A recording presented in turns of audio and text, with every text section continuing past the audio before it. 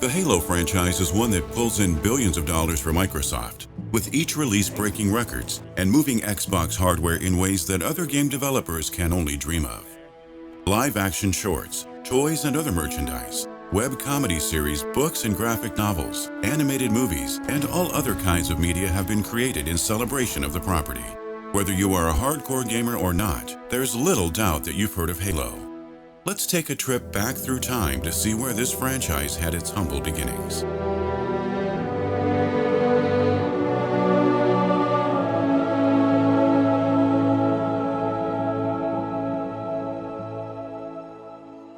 Halo Combat Evolved was really two games in one.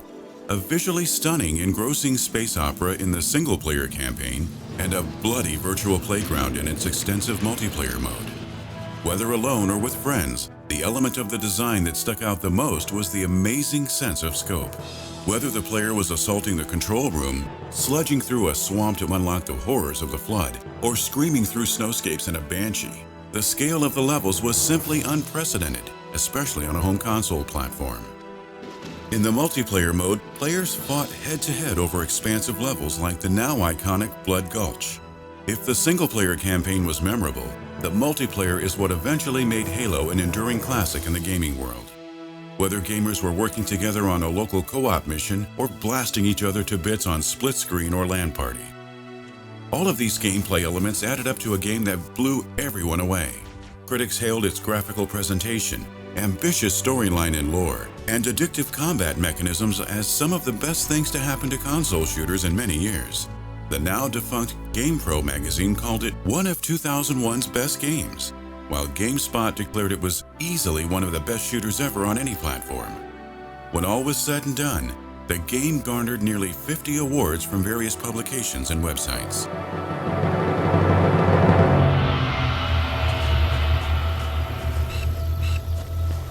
With Halo Combat Evolved's overnight success, Microsoft immediately started pushing for the sequel. Since Bungie had no concrete plans for continuing the series, the now world-famous developer had to start scrambling to put something together.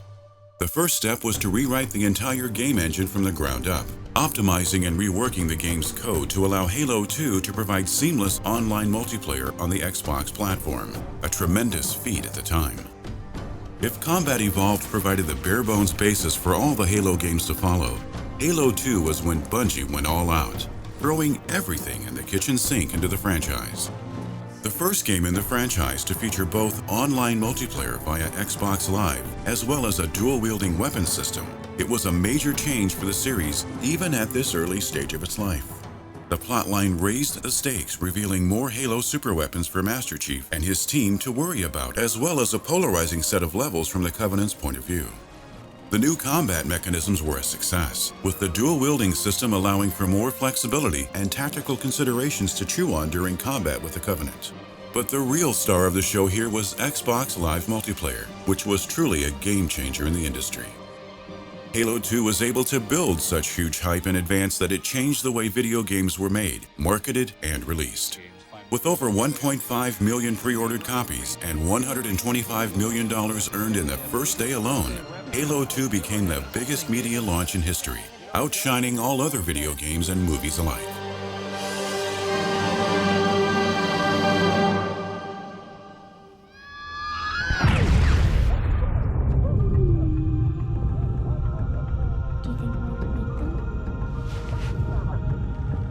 By now it was clear that the Halo franchise would continue, being the flagship series for Microsoft's Xbox line of hardware.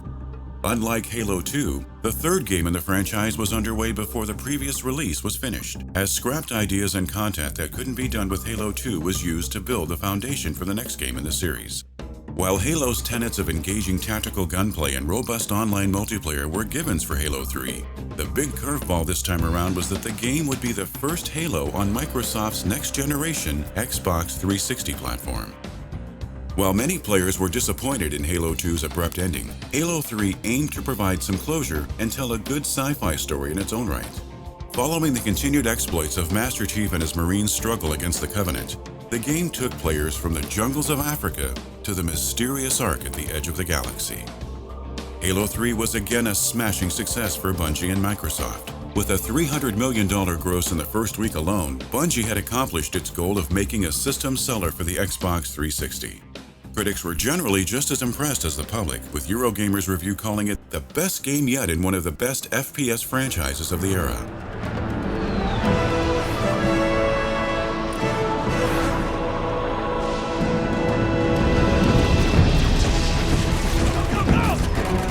The next game in the Halo franchise wasn't a first-person shooter at all, but rather a real-time strategy game by storied Age of Empires game developer Ensemble Studios. Halo Wars would attempt to adapt Halo's settings and emphasis on tactics into the strategic genre, while at the same time making the genre accessible on consoles. No small feat. Featuring the forces of the United Nations Space Command pitted against the armies of the Covenant aliens, Halo Wars mostly succeeded at its lofty goal. It somehow managed to make an RTS game feel right at home on a console, while preserving the deep storylines and tactical action the core games of the series are known for. While the game didn't achieve the level of acclaim and success that far more iconic titles like Combat Evolved and Halo 2 did, it was a solid setting in its own right, and proved that the Halo series was more than just a flash-in-the-pan shooter franchise. It could be expanded into other genres and beyond.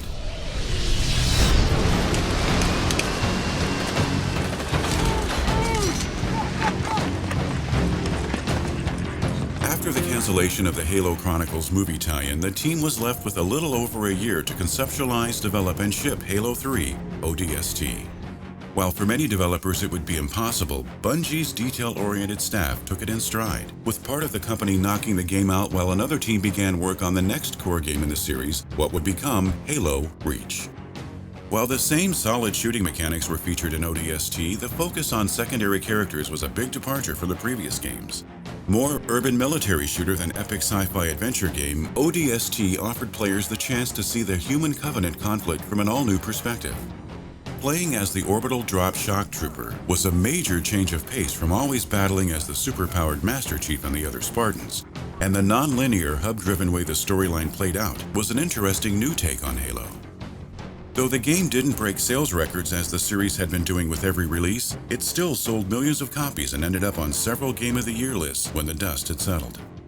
In retrospect, it proved that the core Halo gameplay was strong enough to carry a game that didn't focus on the franchise's main selling points, though the game certainly won't go down in history as a game changer the way some of the other entries have. Get this thing off of me! After the brief detour with the shock troopers of ODST, the world was ready for more of the core Halo games. Sadly, it was announced that the next Halo game, titled Reach, would be the series creators' last outing with the franchise. Since the game had been in the concept stages since before ODST was finalized, Bungie had a head start on giving their Halo swan song their very best effort yet.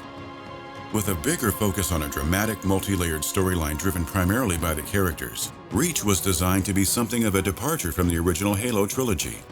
The narrative had its highs and lows, but ultimately ended on a note of hope for humanity, a fitting end to Bungie's involvement in the franchise. And with multiplayer modes like a re-implementation of ODST's Firefight mode and innovative new ways to play like Headhunter and Generator Defense, Halo Reach was all about the Xbox Live Play. With more gameplay modes than ever before, the return of the acclaimed Forge map editor, and carefully balanced multiplayer maps, Reach was the most full-featured online version of Halo yet. As Bungie bowed out to work on its Destiny franchise and other projects, Halo Reach was simply a masterpiece for fans of the series and the genre as a whole. A decade had passed since the release of Combat Evolved back in 2001, and Microsoft saw the time was right to re-release the aging game in an enhanced, high-definition version for the Xbox 360 and later the Xbox One. Adding a few bells and whistles, several game modes, and online play to Combat Evolved for the first time, Anniversary was a great way to revisit the game that started it all.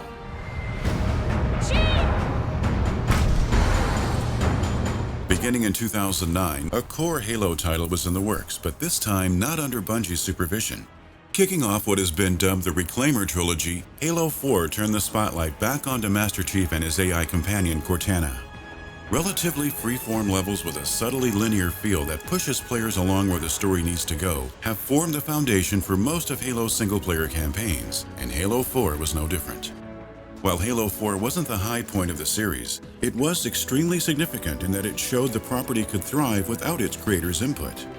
Much as Halo 3 proved that Master Chief and company could make the leap to the Xbox 360 successfully, so Halo 4 showed the world that 343 Industries had the chops to continue without Bungie. It would prove to be a 3-year wait for Halo 5. In the interim, Microsoft released several spin-offs and collections to fill the gap. The first of these, Spartan Assault, was a top-down shooter released for mobile platforms, the PC and Xbox systems. The game was nothing revolutionary, but did let players experience more of the Halo universe and story in a totally different way. Following the pattern of Combat Evolved Anniversary Edition, 343 next saw fit to redesign and upgrade the 4 core Halo games into one attractive package for the Xbox One, releasing Halo: The Master Chief Collection in November of 2014. While most of the games remained unchanged, the collection is the definitive way to experience Halo 1 through 4 for owners of Microsoft's flagship console. The final stopgap between Halo 4 and 5 was Spartan Strike, a sequel to Spartan Assault. Reviews were again lukewarm, indicating the game is recommended for hardcore Halo completionists only.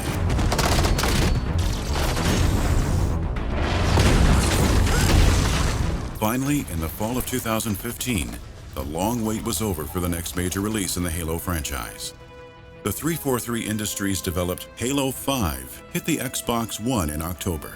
Surprising no one, the release was a massive success at retail. While most of the game's now familiar mechanisms remained unchanged in the franchise's 5th core outing, Halo 5 did introduce a focus on cooperative play, allowing players to fight alongside a persistent squad of AI-driven Spartan squadmates who could be taken over by human players during the game. Critics were not impressed with Halo 5's campaign, but appreciated its fully featured multiplayer modes, which were right at home on the Xbox One and Xbox Live service. In August 2015, Microsoft surprised many in the industry by announcing upcoming sequel Halo Wars 2.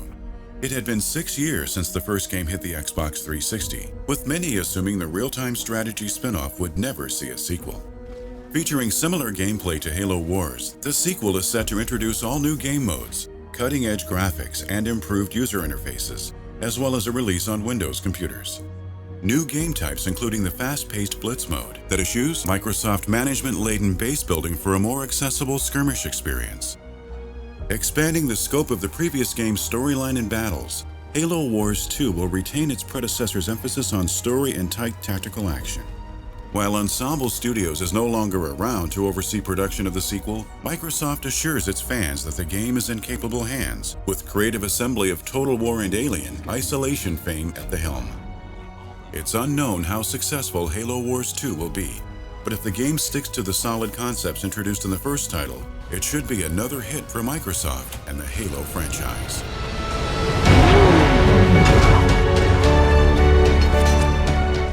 Game and entertainment industries as a whole simply wouldn't be the same without the far-reaching influence of Halo. From popularizing a standard shooter control scheme to creating an entire new sci-fi universe for fans to discover, Halo's achievements are many. And while its creators are no longer working on the franchise, having moved on to create new worlds for gamers to explore, Bungie's work on the Halo series will forever echo through the gaming and entertainment industries.